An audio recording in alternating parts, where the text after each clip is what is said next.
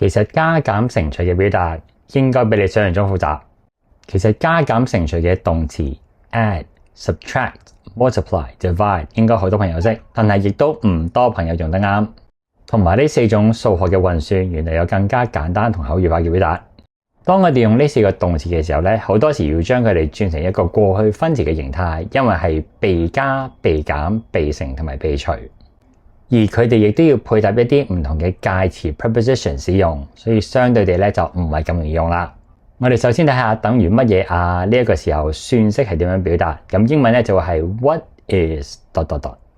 首先加數係 addition。如果我哋想講2加4，我哋可以話 4 added to 2。4 added to 2。咁口語快啲咧，我哋可以話2 plus 4。2 plus 4。What is 4 added to 2? What is 2 plus 4?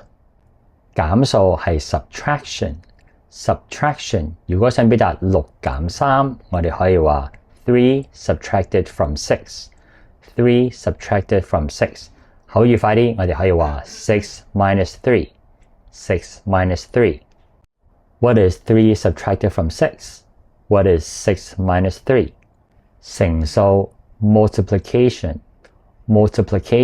如果我哋想講4乘8，我哋可以話4 multiplied by 8。4 multiplied by 8。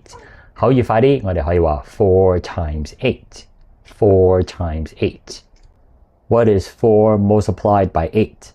What is 4 times 8? 除數 division。